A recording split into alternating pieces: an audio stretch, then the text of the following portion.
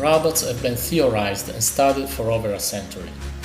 Today, when we think of a robot, we think of an electromechanical machine that is capable of functioning without human assistance.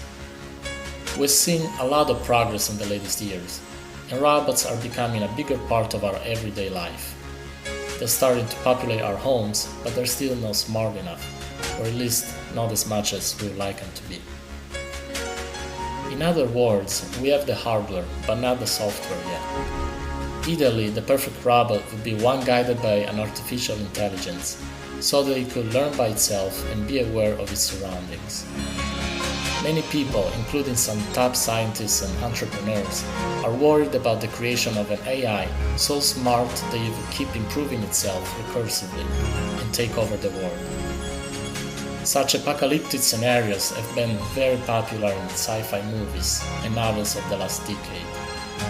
And to address this concern, a new field of research was born.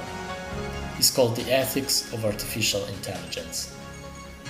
This field is divided in two branches: the roboethics, who study the morality of how humans design, build, use, and treat robots and other artificial intelligent beings, and the machine ethics, who study the moral behavior of intelligent machines.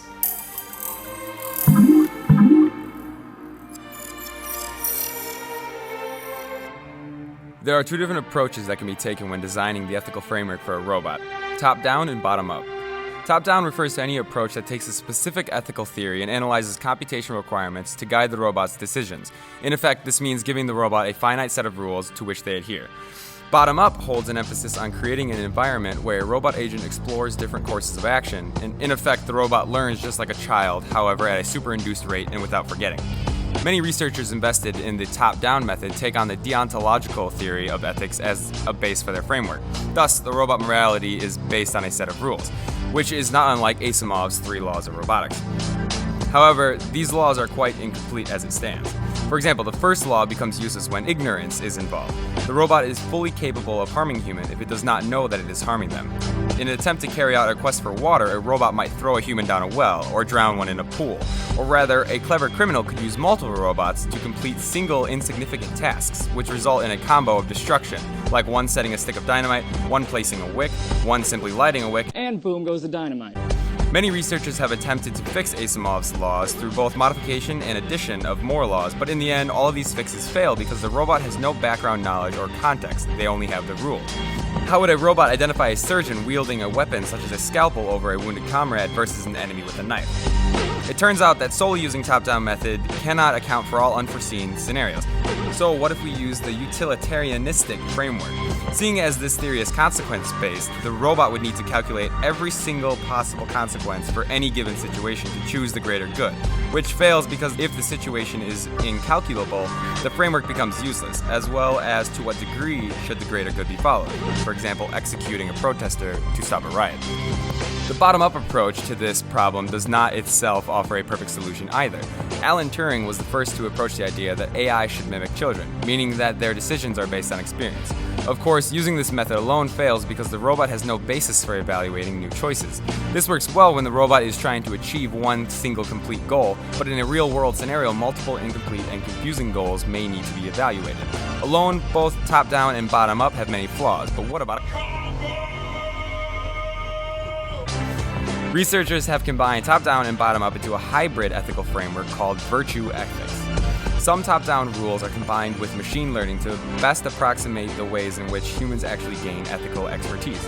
Rather than making the robot decide what should I do in this situation, virtue ethics makes the robot decide what type of character do I want to have, which will then fuel their decision. Researchers utilizing this method claim that one's actions do not constitute one's morality, but rather reveal it.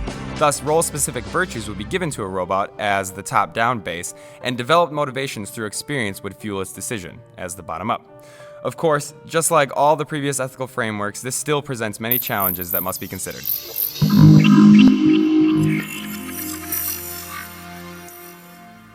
It should be clear, and quite trivial, that the formulation of ethics pertaining to artificial intelligence proposes a number of challenges. We can categorize such challenges in the following ways. First, legality. The core of all AI-induced legal challenges revolves around one idea: responsibility. How do we assign responsibility for the actions of completely autonomous entities? Or, subsequently, how do we categorize artificial intelligence? If autonomous robots do in fact become advanced enough to mimic human intelligence and conscious thought, should they be held responsible for their own actions? If so, do we then go so far as to attribute humanoid autonomous robots the same innate rights as any other human being? Or is artificial intelligence to be considered a product or invention that would relay any responsibility back to the creator? Second, militarization. AI on its own is already a huge technical and ethical headache. Then, when we add the military into the mix, the stakes become even higher. With fully autonomous military robotics, we delve into much deeper ethical issues such as attack initiatives, command refusal, or even collateral damage assessment. Third, technicality. Even the most professional programmer can let an error or two slip by without notice. The problem is that, especially with such an advanced system as AI, there is no reasonable way to test every possible situation.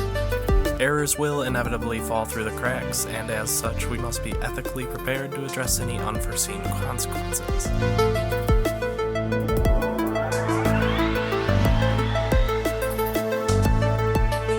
The problem that arises from these autonomous beings is that we have no policies or laws that are associated with the control of these robots. Some major forces in the science field, such as Elon Musk and Stephen Hawking, have written in an open letter expressing their concern over this research.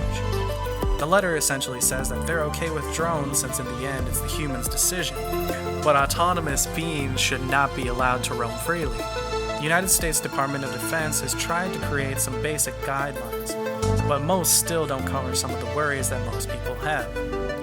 To quote one line from the Department of Defense's memo, autonomous and semi-autonomous weapon systems shall be designed to allow commanders and operators to exercise appropriate levels of human judgment over the use of force.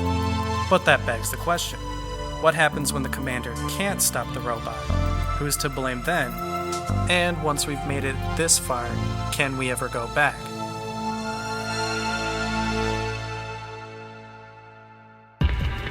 There are two sides to every coin, especially when that coin was developed by the military and can think for itself.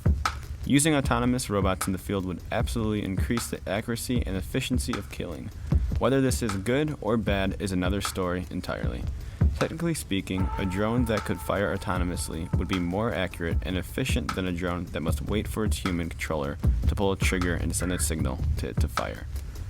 Similarly, autonomous robots who are pre-programmed to obey the laws of war would refuse immoral orders, as opposed to human soldiers who are trained to unfailingly follow orders without personal input. However, distinguishing between combatants and non-combatants has and will continue to increase in difficulty as time progresses, and thus the possibility for an autonomous robot to make a wrong decision concerning who to kill increases as well.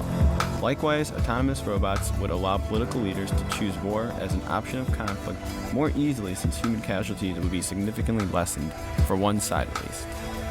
Considering the evidence provided, we have come to the conclusion that we support autonomous robotics research, but not necessarily the militarization of such.